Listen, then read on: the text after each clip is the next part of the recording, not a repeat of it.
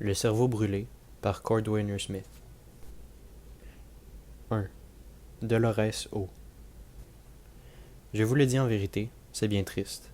C'est plus que triste, c'est vraiment effrayant, car c'est vraiment un cauchemar que d'aller dans le grand extérieur, de voler sans voler, et d'évoluer parmi les étoiles comme un phalène parmi les feuilles en un beau soir d'été.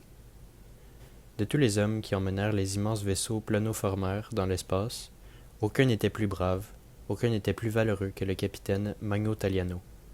Les sondeurs étaient inutiles depuis des siècles, et l'effet jonassoïdal était devenu si simple, si docile que, pour la plupart des passagers, il n'était pas plus difficile de traverser des années-lumière que de passer d'une pièce dans une autre. Les passagers se déplaçaient avec facilité. Pas l'équipage. Le capitaine d'un vaisseau jonassoïdal, lancé dans un voyage interstellaire, était un homme soumis à des tensions rares et exceptionnelles. L'art de vaincre toutes les complications de l'espace ressemblait beaucoup plus au pilotage sur des eaux turbulentes de l'ancien temps qu'aux mers calmes et tranquilles que les héros légendaires avaient autrefois traversées à la voile. Le brave capitaine du Wu Feinstein, le plus beau vaisseau de sa catégorie, était Magno Taliano. De lui, on disait, il pourrait traverser l'enfer à la voile, avec les seuls muscles de son œil gauche. Il pourrait sillonner l'espace rien qu'avec son cerveau, si les instruments venaient à faillir. La femme du brave capitaine était Dolores O. C'était un nom japonais, une nationalité des temps anciens. Autrefois, Dolores avait été belle, si belle que les hommes en perdaient le souffle, que les sages devenaient fous, et que les jeunes n'étaient plus que cauchemars de luxure et de concupiscence. Où qu'elle fût, les hommes s'étaient toujours querellés et battus pour elle. Mais Dolores O était orgueilleuse, au-delà des limites communes de l'orgueil. Elle refusait de passer par les habituels processus de rajeunissement. Une centaine d'années plus tôt, une envie terrible lui était sans doute venue. Peut-être, se disait-elle face à l'espoir, à la terreur qu'un miroir reflète toujours, pour n'importe qui. Peut-être. Certainement, je suis moi. Il doit y avoir moi, qui n'a rien à faire avec mon visage. Et il doit exister autre chose que la délicatesse de la peau, que les traits de mon visage. Qu'ont donc aimé les hommes, si ce n'était pas moi?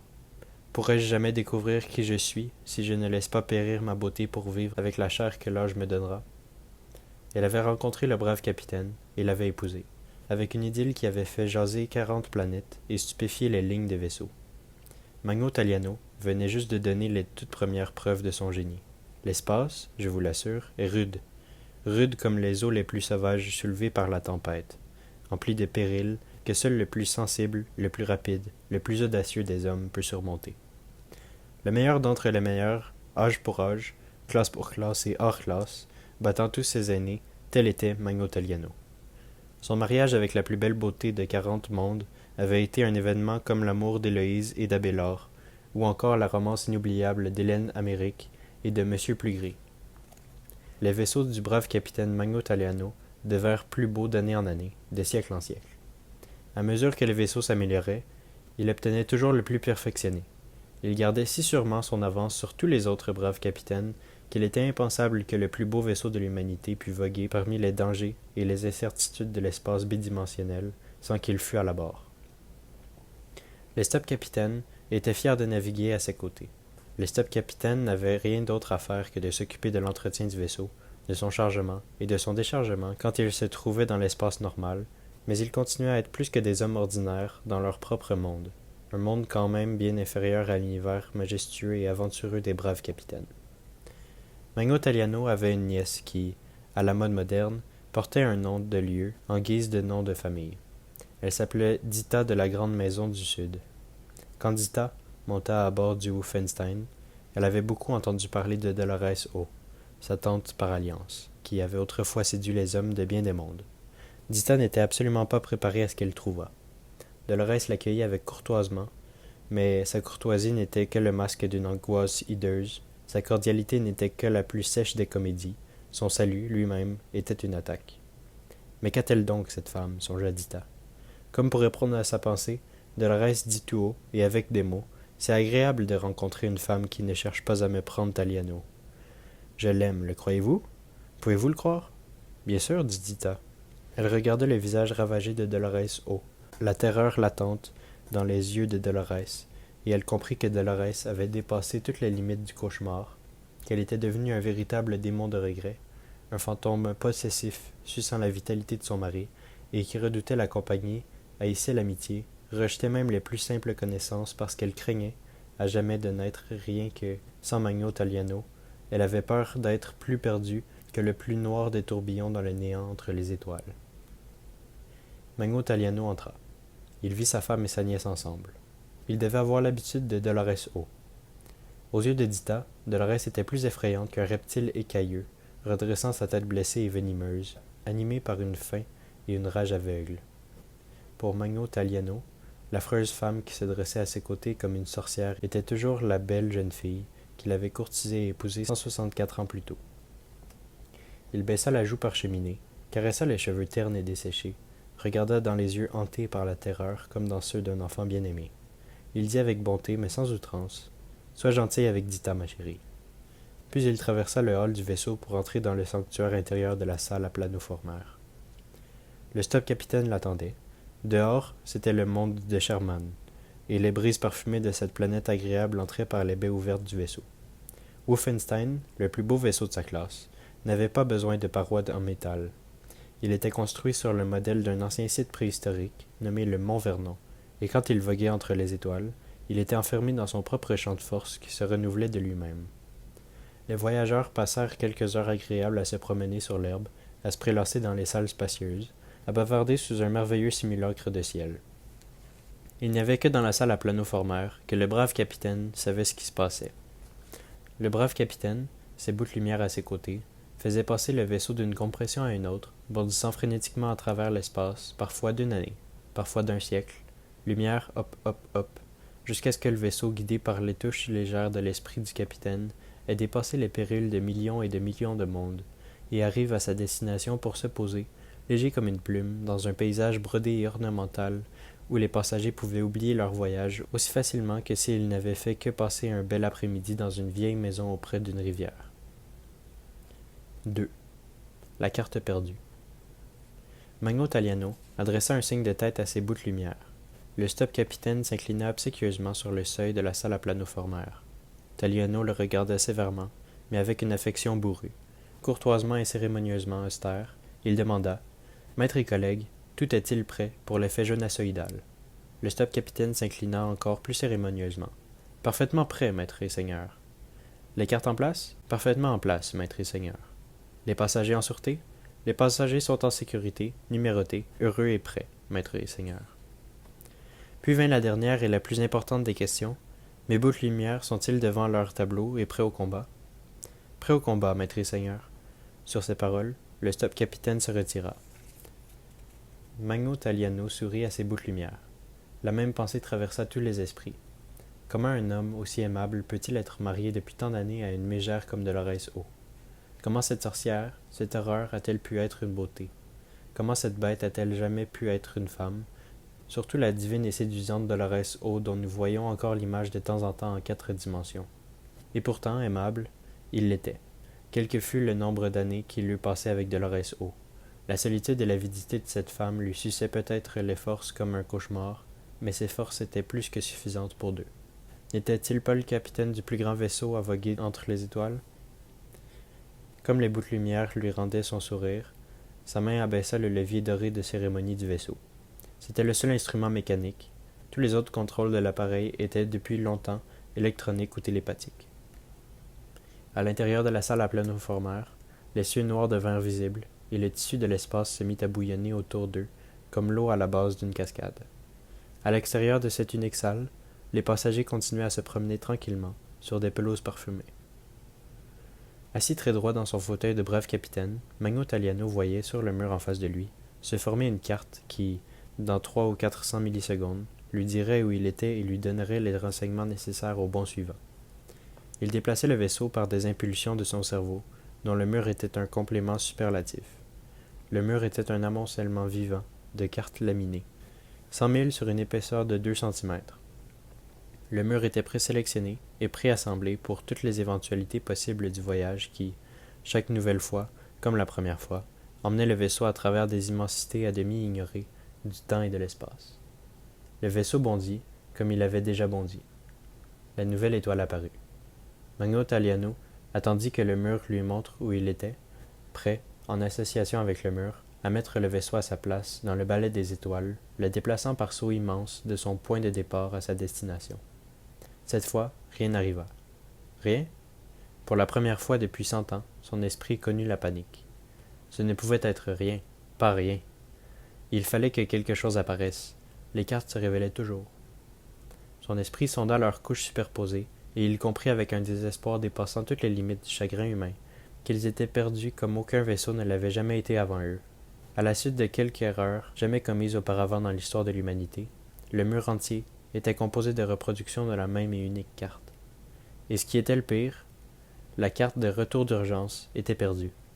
Il se trouvait parmi des étoiles qu'aucun d'eux n'avait jamais vues, qui pouvaient être à 800 millions de kilomètres, aussi bien qu'à 40 parsecs. Et la carte était perdue, et ils allaient mourir. À mesure que l'énergie du vaisseau faiblirait, le froid, les ténèbres et la mort s'abattraient sur eux au plus tard dans quelques heures, et ce serait la fin du Wolfenstein, la fin de Dolores O. 3. Le secret du vieux cerveau noir. Hors de la salle à planoformaire du Wolfenstein, les passagers n'avaient aucune raison de soupçonner qu'ils étaient à la dérive dans le néant. Dolores O se balançait dans un rocking chair ancien. Le visage hagard, elle regardait sans plaisir la rivière imaginaire qui coulait à la lisière de la pelouse. Dita de la grande maison du Sud était assise sur un coussin au genou de sa tante. Dolores parlait d'un voyage qu'elle avait fait quand elle était jeune et d'une beauté radieuse, d'une beauté qui apportait le trouble et la haine partout où elle allait. C'est ainsi que le garde tua le capitaine, puis vint dans ma cabine et me dit « Maintenant, il faut que vous m'épousiez. Je renonce à tout pour l'amour de vous. » Et je lui répondis « Je ne vous ai jamais dit que je vous aimais. C'est gentil de votre part de vous être bâti pour moi, et je suppose qu'en un sens, cela constitue un hommage à ma beauté, ce qui ne veut pas dire que je vous appartiens pour le reste de ma vie. Et d'ailleurs, pour qui me prenez-vous? » Dolores O soupira d'un soupir sec et glacé, comme le vent des steppes hivernales cassant les rameaux gelés. Aussi voyez-vous, dit-elle, être belle comme vous l'êtes ne répond à aucune question. Il faut qu'une femme soit elle-même avant de découvrir qui elle est. Je sais que mon Seigneur et Marie, le brave capitaine, même parce que ma beauté s'est évanouie, et ma beauté disparue, il ne peut rien aimer d'autre que moi, non? Une curieuse silhouette apparut sur la véranda. C'était un bout de lumière, en grand costume de combat. Les bouts de lumière étaient censés ne jamais sortir de la salle à planoformaire, et c'était chose extraordinaire que d'en voir un parmi les passagers.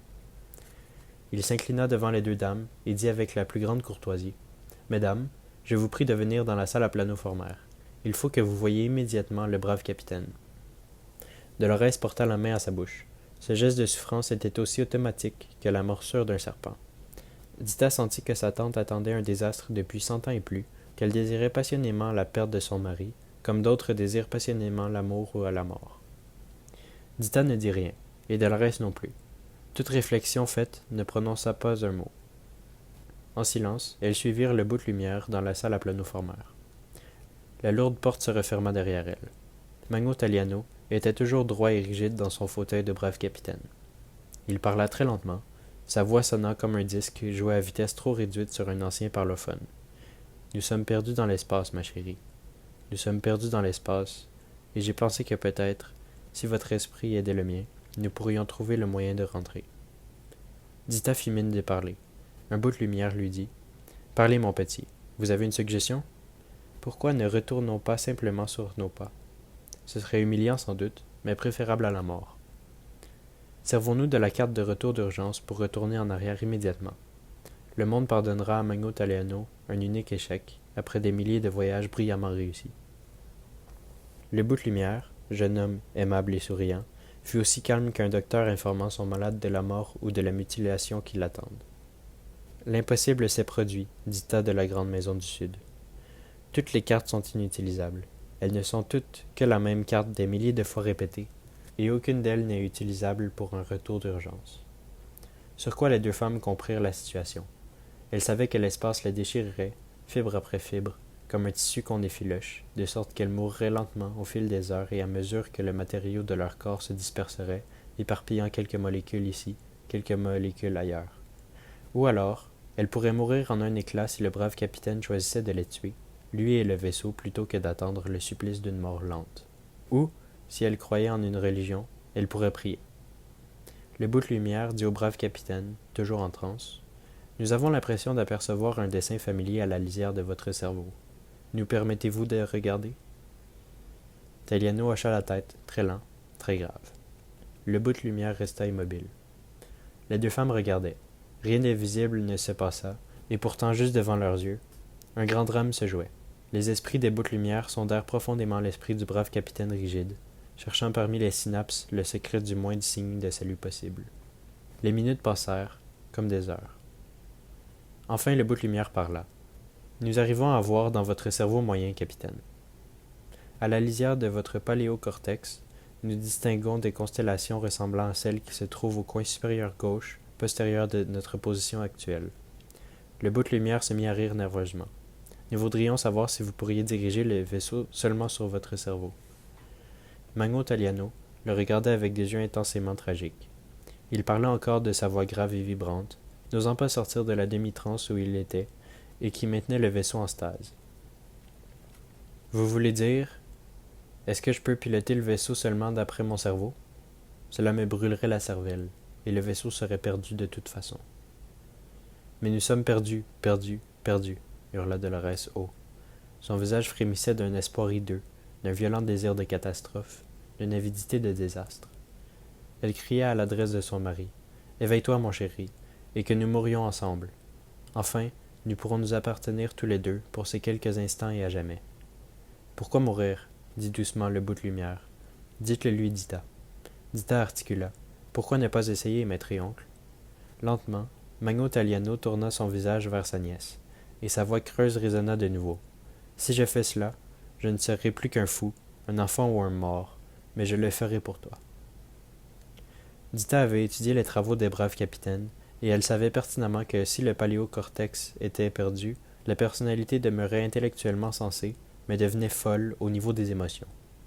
Avec la disparition de la plus ancienne partie du cerveau disparaissait aussi le contrôle de l'hostilité, de la faim et de la sexualité. Les animaux les plus féroces et les hommes les plus brillants se trouvaient réunis au même niveau, un niveau de cordialité infantile, où le jeu, la concupiscence et une faim inextinguible composaient l'éternité de leurs jours. Magno Taliano n'attendit pas. Il tendit lentement la main et serra celle de Dolores haut. Tandis que je mourrai, tu seras enfin sûr que je t'aime. Les femmes ne dirent toujours rien. Elles réalisaient qu'on ne les avait appelées que pour permettre à Magno Taliano de jeter un dernier regard sur sa vie. Très calme, un bout de lumière enfonça un rayon électrode en plein dans le paléocortex du capitaine Magno Taliano. La salle à planoformère reprit vie. Des cieux étranges se mirent à tourbillonner autour d'eux comme du lait dans une jarre. Dita réalisa que sa capacité télépathique partielle fonctionnait même sans l'aide d'une machine. Avec son esprit, elle touchait et sentait le mur mort des cartes. Elle était consciente du tangage de Wolfenstein, qui bondissait d'espace en espace, aussi incertain qu'un homme traversant une rivière en sautant de pierre en pierre. D'une étrange façon, elle savait même que le paléocortex de son oncle brûlait lentement, et que pour toujours, que le dessin des constellations figées dans les cartes du vaisseau revivrait dans les cartes infiniment complexes de son propre souvenir, et qu'avec l'aide de ces bouts de lumière télépathes, il brûlait son cerveau cellule par cellule pour qu'il puisse retrouver l'itinéraire du vaisseau. C'était son tout dernier voyage. Dolores O regardait son mari avec une intensité surpassant toute expression. Peu à peu, le visage du capitaine devint détendu et idiot. Dita voyait les cartes se consumer et disparaître du cerveau moyen à mesure que les contrôles du vaisseau, avec l'aide des bouts de lumière, fouillaient l'intellect le plus brillant de leur temps pour y trouver la route les ramenant au port. Soudain, Dolores O se jeta à genoux et saisit en sanglotant la main de son mari. Un bout de lumière prit Dita par le bras. « Nous sommes arrivés à notre destination, dit-il. Et mon oncle? » Le bout de lumière la regarda d'un air étrange. Elle comprit qu'il lui parlait sans bouger les lèvres, d'esprit à esprit, par pure télépathie. « Vous ne le voyez pas? » Elle secoua la tête d'un air hébété. De nouveau, le bout de lumière lui parla par la pensée. « À mesure que brûlait le cerveau de votre oncle, vous avez recueilli ses connaissances et ses talents. Vous ne le sentez pas? Vous êtes maintenant brave capitaine, et parmi les meilleurs. Et lui? » Le bout de lumière lui transmit par la pensée un commentaire charitable. Magno Taliano s'était levé de son fauteuil, et Dolores O, sa femme et sa compagne, le conduisaient hors de la salle. Il avait le sourire aimable d'un idiot, et, pour la première fois depuis plus de 100 ans, son visage frémissait d'un amour timide et infantile.